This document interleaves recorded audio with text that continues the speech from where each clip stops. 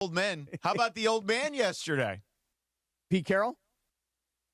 LeBron Ramon James. Oh, that old man. Yeah. Got it. I went middle name, government name. I like that. Yeah. Well, think about it like this. Luka has flown around the world, even though he still scored his 31 points. He looked so tired. Right. Just his face looked tired. Austin Reeves, who'd been on fire, essentially carrying this team. Yeah, he was out of gas. 3 for 16 from the field. Yeah.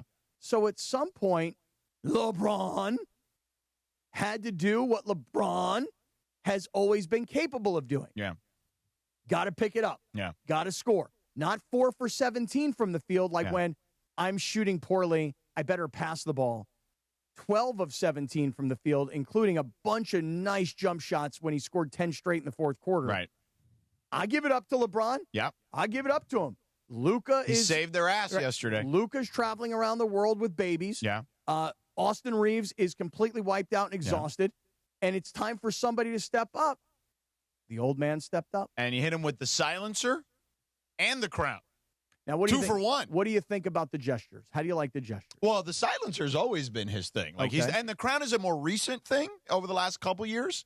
Right. But he usually goes one or the other. He hit him with a double, which I've never seen. And Trudell, he did ask sharp him. enough, asked him. He's like, hey, I've never seen the double celebration, silencer to the crown. Yep. And then LeBron, said whatever he said, and it went viral. It was everywhere. So the crown. Good job, Mike. I just want to ask this question about the gesture. Yeah. Does everybody love the gesture of the crown? Like, I'm the king. I'm reminding you. I won game number 23. Right. He is the king. One more time. I have, in case you didn't remember, here's a second version of it. Oh, and you know what? I'm not done yet. Here's a third version of the crown. How does everybody like the gesture? You always have to find something. I'm just Good asking. job, Cap. Good job. I'm with you most of the time on LeBron, Cappy, but Dude, he just won the game. Yeah. Now you're he just was hating on fantastic. him. yesterday. You got to I'm give not him credit hating. when credit's due. I'm not hating. Here's the thing. Cappy, don't hate, celebrate. Oh, I'm going to celebrate. You know why? Because let me ask everybody this question. I mentioned it in the opening segment, the A block, if you will. What does everybody think of Aaron Rodgers and the discount That's double awesome. If you're scoring and you're winning the game, you can do that. Then you know what? Then here's how I feel. If we can all accept it from Aaron Rodgers, then we should all accept it from LeBron James. I got no issues. Listen, it's hard to score a touchdown in football. Hard. Very difficult, okay? And especially when you're a 40-something-year-old guy running it in and you haven't done that celebration because you haven't run one in a long time, okay? Like, I'm good with that little throwback discount double check with him. With LeBron, he's also the same age as Aaron Rodgers, so you might as well enjoy it when you win the game. You sealed the game right there. I just wanted to know if Although everybody... Tyrese Maxey tried to snatch it back from you very quickly. Yeah. I just wanted to know if everybody felt the exact same way. Like, if you hated on Aaron Rodgers but loved on LeBron, but it seems like everybody here is loving on both. I'm a good celebration guy. Like, if you hit it at the right time, do it, bro. Equal opportunity, old guy celebration gesture. And I'm down. Here's what I will also say. We are running out of time with both of those guys. Say what you want, however you may feel about some of the things they've done or said.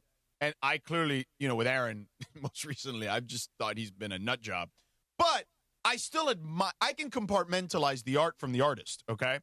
And I would say that I still like watching Aaron Rodgers play quarterback, even at this old age that he's playing at. It is pretty amazing that Aaron Rodgers went from being with the Jets, where in season 1, play 3, he blows out his Achilles. Right. And in season 2, everybody got fired. Head coach, offensive coordinator. They even gave him Devontae Adams. But the Jets, nobody can thrive with the Jets. Correct. Nobody. Not even Aaron Rodgers. And not even Devontae Adams. And not Brett Favre. And look, not anyone else. There's a long line of people that could never thrive there. But look at both of those guys. Yeah. Aaron Rodgers right now is leading the Steelers. Here we go. He's leading the Steelers right now. Here we go. To the top of the division and a potential playoff spot.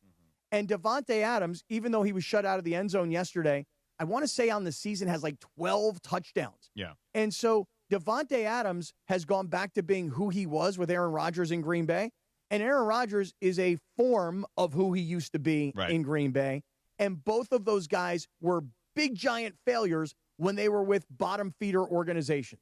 It just kind of goes to show you that who you play for is equally as important of all the other factors that go on. Yeah. Nobody can win we with were the just Jets. talking about it with Patrick Mahomes. Like, the Chiefs have exhausted all their resources it's very – by the way, Brady went through this in New England, right? Like in those – remember those Randy Moss teams? Like they put up a lot of points, but they didn't win, like, the championship. They got knocked out in the playoffs a bunch of times. You know what I'm saying? So, like, it happens to everybody. There is a time where you have to hit a refresh, as Chris said earlier. Okay. Just not with Mike Tomlin at the moment. But back to LeBron, he was 12 of 17. He had a LeBron line. What was it, 29, 8, and 7 or something like that? Yeah, like he saved the day. The Lakers are in great shape right now. They're in the 2 seed at the moment in a very difficult Western Conference. And they beat 2 teams, or a couple of teams. Toronto's playing good ball. The Boston game, whatever. I mean, Boston's playing really well, and also nobody played except Austin. And Philly's playing pretty well. Like, the East is crazy how competitive it is. If you look at the East, 3 through 9, they're all above 500 by a couple of games, and they're only like a game and a half apart. So this notion that the West, it is a gauntlet, but that the East was going to be like some JV, that's not the case either. So it's a good win on the road for the Lakers. Oh, it's a great win. And I think the other thing is maybe we're underselling a little bit that the Lakers are 17-6. And you remember a couple of years ago, the start that they had to the season where they were like 6-20 or something crazy like that. The Darvin year, they went to the Western Conference Finals. And that was the year that their percentage to make it to the postseason was super low at that point. Give credit to the Lakers for banking wins early in the season. Right, because it's going to get tougher. Because at 17-6, you're looking up at Oklahoma City, who's remarkably 23-1. They're insane. And that was without Shea the other night. And you're looking at Denver kind of right alongside of you, also at 17-6. And they're missing players too. But you're thinking about Houston and San Antonio, Minnesota, all these other teams, Golden State, that you thought were going to be teams that the Lakers were going to be way behind. They've done a great job. The schedule will get harder, to be sure. Yeah. But they've done a great job of banking wins early when they didn't have LeBron. I agree. Luka missed a bunch of time. They're trying to figure out that. Listen, by the way, Vanderbilt has missed a bunch of time. Marcus Smart has also as well. I mean, Gabe Vincent missed time. Right. So they're not exactly playing at full strength yet. Yeah. And that's why when they lost to Oklahoma City earlier in the season, I remember saying, what's LeBron going to do? Help you lose by 25 rather than 38? That is what you said, Cappy. Yeah, I do remember that. I still remember if I got the numbers exactly right. But I did not. I don't know that LeBron, when they lost to Oklahoma City, was going to make you think that LeBron's return meant the Lakers would be able to win the game.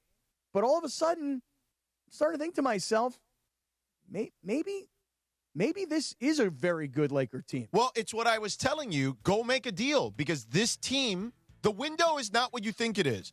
And Oklahoma City, you got to try to get them now. Okay, because, again, anything can happen. A guy can turn an ankle or whatever. Like, try to get them. You seem to match up okay against them despite the first game. They're better for sure. But if you can make a move, maybe you can close the gap a little bit. And by the way, maybe Denver knocks them out, because Denver matches up really well against them. And then you at least, like, you have to think about it that way. You may not even see Oklahoma City. Yes, you're trying to prepare for them. But Denver is a bad matchup for OKC. Very interesting start to the season for the Lakers. Really is, because they're so much better record-wise than any of us would have ever expected. Yeah, and again, the schedule definitely tightens up from Christmas on. Like, it gets a lot harder. So. Shout out to LeBron. Yes, I saw the gestures. Yes, I know the king is still good. I need you to do the silencer with the crown. You do it. Okay, I will tell you this right now. Stand up, I've already done. I've done the crown. Okay, I got that crown. And you know what? If Aaron Rodgers is doing the double take, whatever it's called, well Discount double check. Well, then you know what? LeBron should crown himself. You want to crown him? Then crown him.